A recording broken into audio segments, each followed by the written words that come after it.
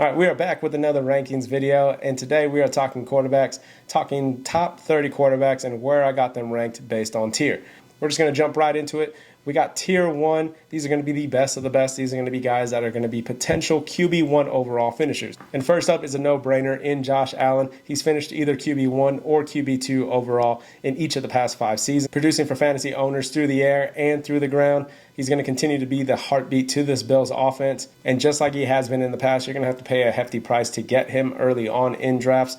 But if you do, he's a set it and forget it type of guy. Then we got Lamar Jackson, who I think is really starting to come into his own as a passer, passing for his first 4,000-yard season in 2024, along with a career high in passing touchdowns with 41, just behind Joe Burrow. He's always been a great fantasy quarterback with his rushing ability, and now that he's reaching the top of the league in passing stat, only makes him that much more dangerous. Then the last guy in this tier, we do have Jayden Daniels. Rushing QBs always have great value in fantasy, which is why it was no surprise to me when Jayden Daniels finished as a top 5 quarterback in 2024. Even after being drafted as QB12 in a majority of leagues where people were getting him in the 8th, 9th, or 10th round of drafts. His price tag has definitely gone up for his sophomore season, and rightfully so.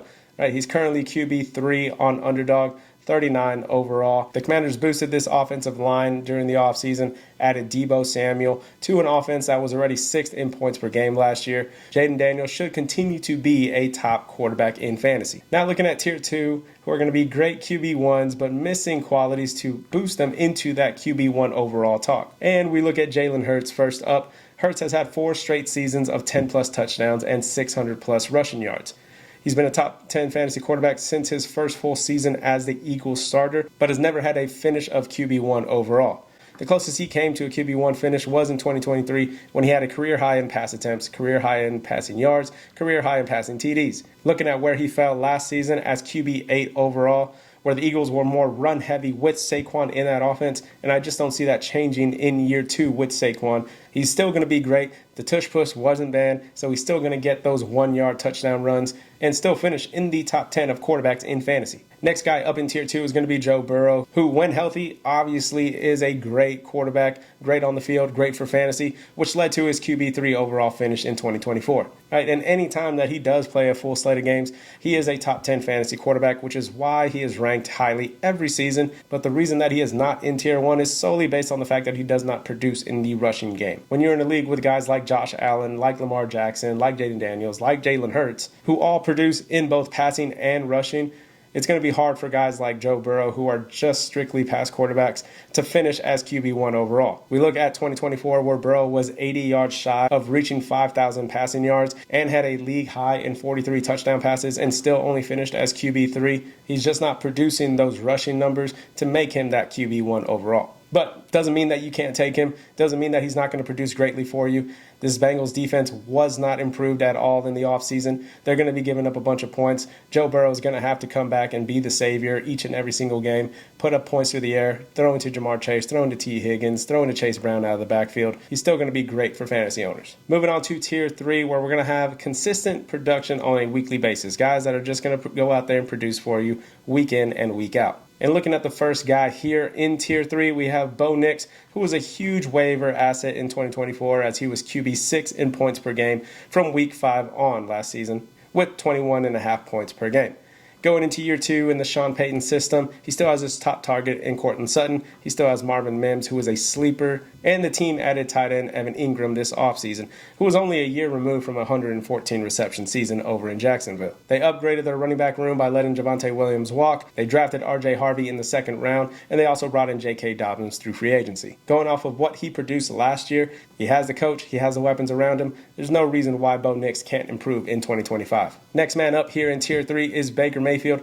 And is this the year that we're actually going to listen to Baker and not leave him towards the end of drafts or fall to the waiver wire just to go and scramble to get him? He's posted back-to-back top 10 fantasy finishes with 4,000 yards in each of those years with career high in passing TDs in 2025. He has all his weapons returning in Mike Evans, Chris Godwin's coming back from injury, Bucky Irving and Rachaad White coming out of the backfield. They have second-year wide receiver Jalen McMillan and rookie addition wide receiver Emeka Egbuka. Yes, Liam Cohen is gone, but we said that last season when Dave Canales left to Carolina. Josh Grizzard is going to be the new OC, and already has an established relationship with Baker Mayfield, as he was the Bucs passing game coordinator prior to being promoted to the OC. Now, since his time in Tampa Bay, Baker Mayfield has posted 19.5 fantasy points per game and is currently going as QB7, 93 overall over on Underdog Fantasy. I think he continues to be a solid option for fantasy owners and is just going to produce week in and week out in 2025. Now, moving into Tier 4, this is going to be a bigger list of guys, so bear with me here. In Tier 4,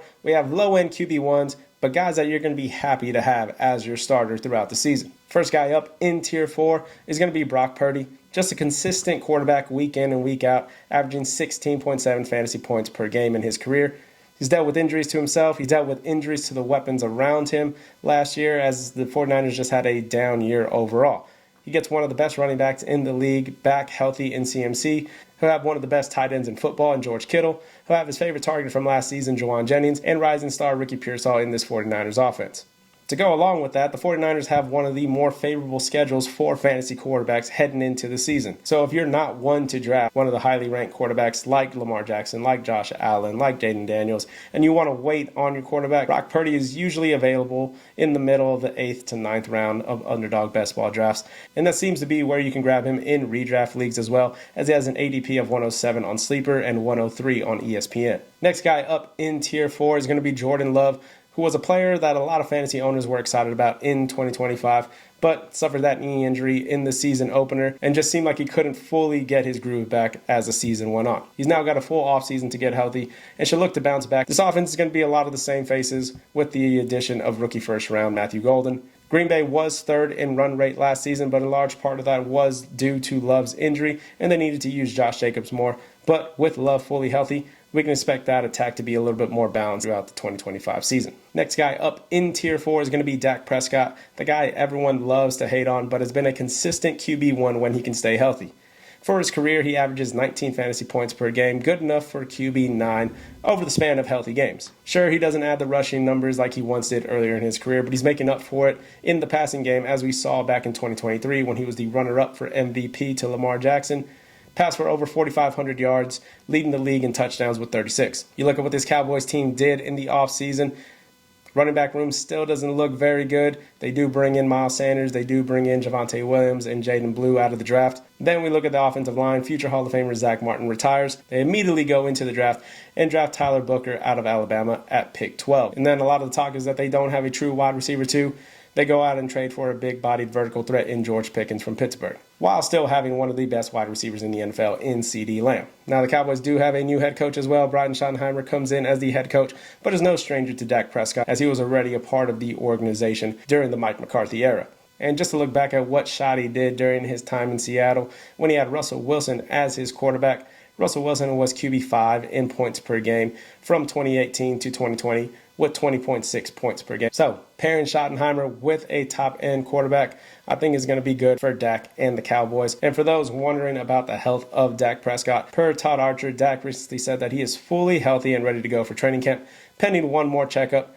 But he did go through drills in OTAs, so it's sounding like he's going to be a full go going into training camp, which is exciting for Dak, the Cowboys in general, and all the Cowboys skill players. Next guy up in Tier 4, we got Caleb Williams, and I think we're all expecting Caleb Williams to take that leap in year 2, especially with all the positive changes that have come in the Bears organization this offseason. They bring in Ben Johnson, who had the Lions offense at the top of the league in nearly every statistical category during his time as OC.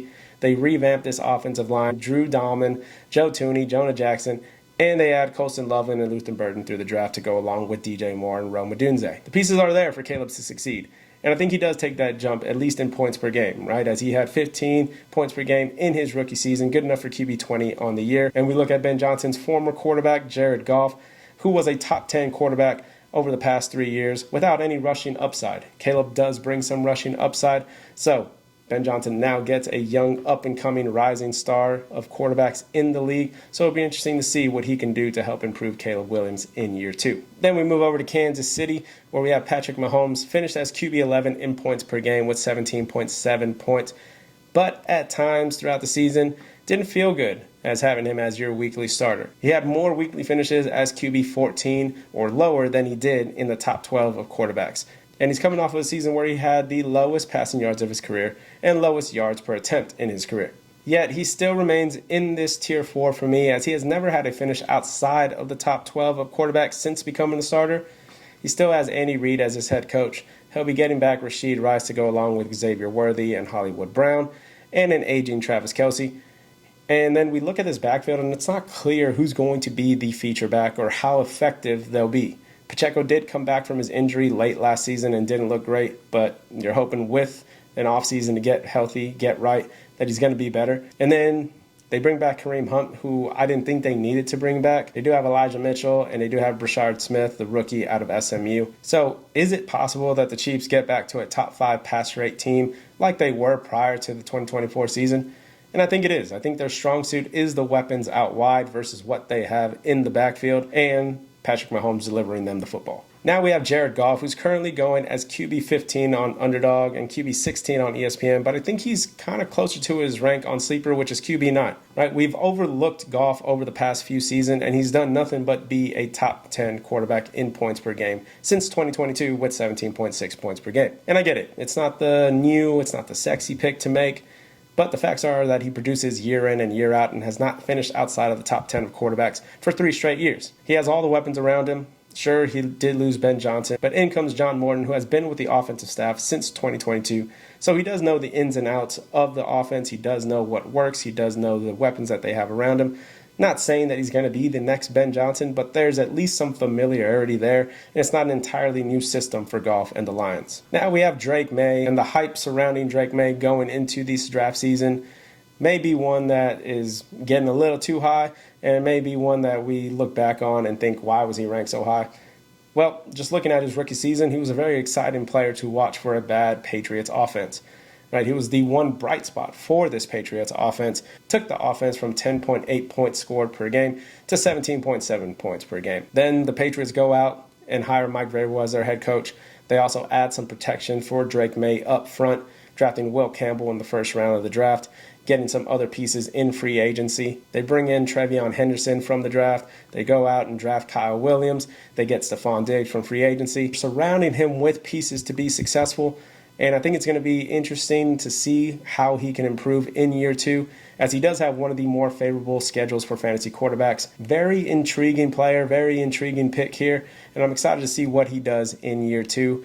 Currently going as high as QB 14 on Underdog and as low as QB 18 on Sleeper. Last 2 guys here in Tier 4, Trevor Lawrence. He was a bounce-back candidate for me last season, and then went on to only play 10 games, having an ankle injury, having a concussion. And while he did get off to a slow start, he was starting to find his groove in 2024, as he was QB 11 in points per game in weeks 4 through 9, and he was seeing a career high in yards per attempt and adjusted yards per attempt. Then comes the injuries, and then he gets shut down for the season. Now he comes into 2025 with new head coach Liam Cohen, who comes from the Sean McVay coaching tree, and had Baker Mayfield and the Bucs rolling last season. You add in second-year wide receiver Brian Thomas Jr., who was already a rising star, tight end Brenton Strange, and second overall pick Travis Hunter. With all that being said, for a second straight year, Trevor Lawrence is a bounce-back candidate for me, currently going between the 11th and 10th round of drafts. Rounding out Tier 5 here is Justin Fields, and he is back in a starting role with the New York Jets. And looking at his fantasy numbers for his career, he's averaged 16.7, good enough for QB 12 in that span, averaging 9 rush attempts and 54 yards per game, which is his biggest value to fantasy owners, is his ability to run the football.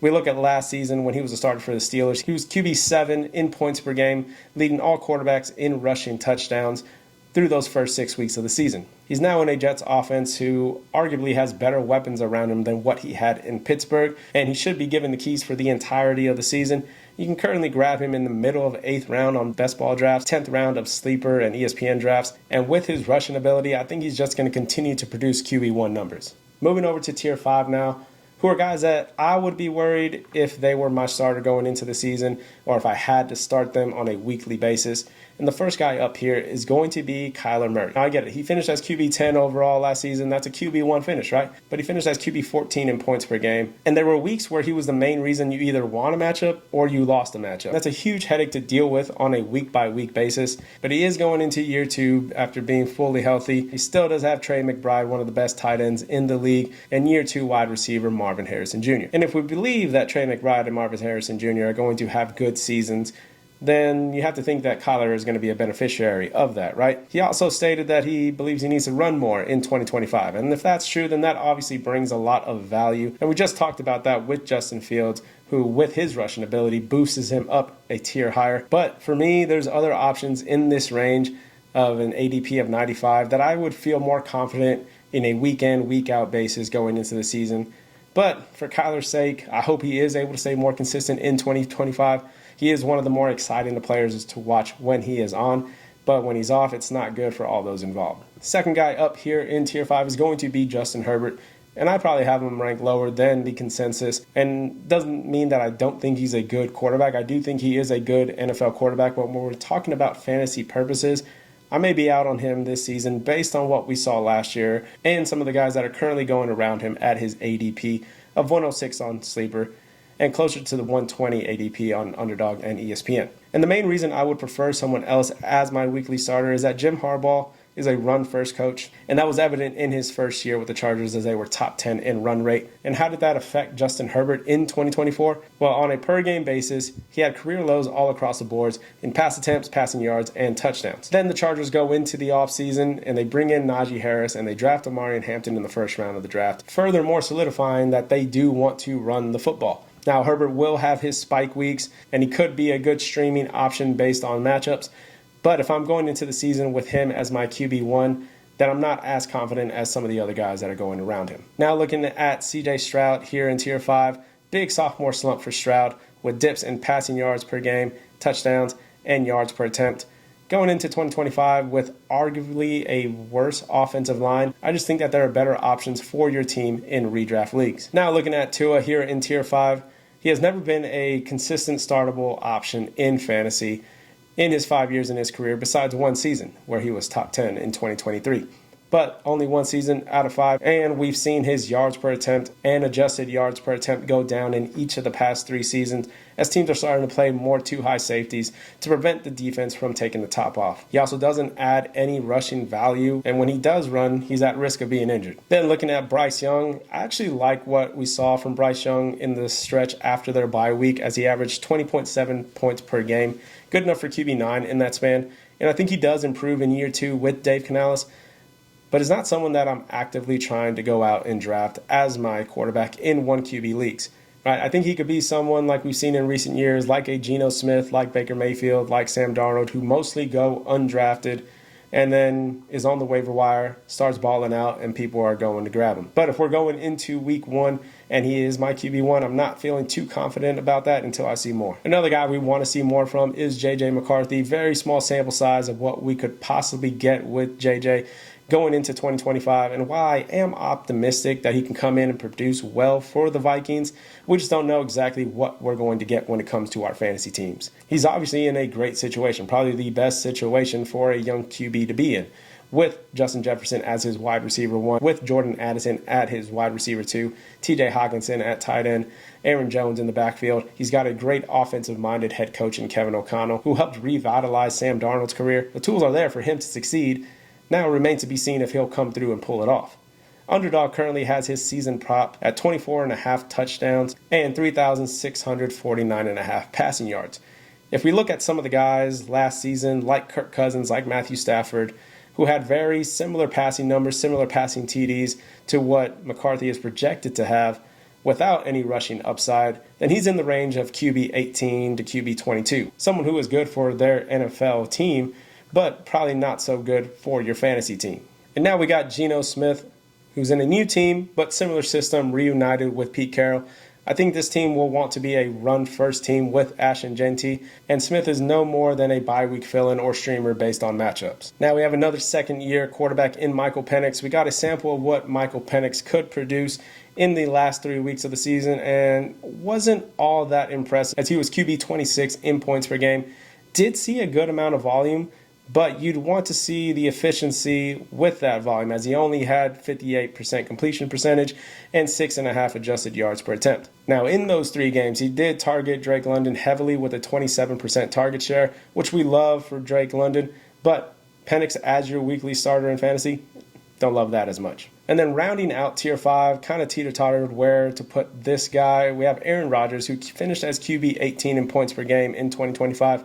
with a lot more passing volume than he will probably see in an Arthur Smith offense. And now, Aaron Rodgers being who Aaron Rodgers is, he might bully Arthur Smith into passing a little bit more than he's used to. So I could see some weeks where Aaron Rodgers could be usable, but as a consistent weekly starter, no. Then moving into our last tier, tier 6, these are guys that are going to be streamers based solely on matchups on a week-by-week basis, or guys that you're probably just not going to play at all. And the first man up here in tier 6 is Matthew Stafford. Hasn't had a QB1 finish since 2021, which was Cooper Kupp's great year. And before that, we have to go back to 2017. He hasn't been a consistent weekly starter in fantasy for a while now, and that isn't going to change in his age 37 season. He may have some weeks where you could stream him, but that's about it for me. Next man up in tier 6, Sam Darnold, had his career turned around in Minnesota last season and gets paid by the Seahawks to come in and be their QB1. I don't think he repeats his success in Seattle though. We saw how when the Vikings offensive line struggled to keep pressure on Darnold, that he wasn't good. Now he goes to Seattle, who was already giving up pressure to Geno Smith, and they didn't do a whole lot in the offseason to fix their offensive line issues. I think there are way better options than Darnold in redraft leagues. And then for the Colts, we have Anthony Richardson. This is someone who, if we knew is completely healthy and is going to be the starter, that could climb up into another tier for me solely based on his rushing ability. We saw the struggles that he's had as a passer, but his ability to run the football would give him an edge over other guys in this tier and before him. Then looking at the number 1 overall pick in April's draft, Cam Ward, I just don't see him having too much success in year 1. He doesn't have that great of weapons around him. They retooled that offensive line. Don't expect a lot from Cam Ward in year 1 in fantasy. And then rounding out this list, we have Russell Wilson. Hasn't been a reliable fantasy starter for 5 years now. It's not going to change in New York, and he's possibly going to be benched at some point for Jackson Dart. Just avoid him at all costs. And there we have it, y'all. 30 quarterbacks ranked by tier. If you missed our running back video, go back into the playlist and check that out. We got receivers and tight ends coming up next, so stay on the lookout for that. If you guys like these rankings, let me know by hitting the like and subscribe button. And then let me know in the comments who you think I have ranked too high, ranked too low, who should be moved around into what tier and why. Appreciate you guys. See you in the next one.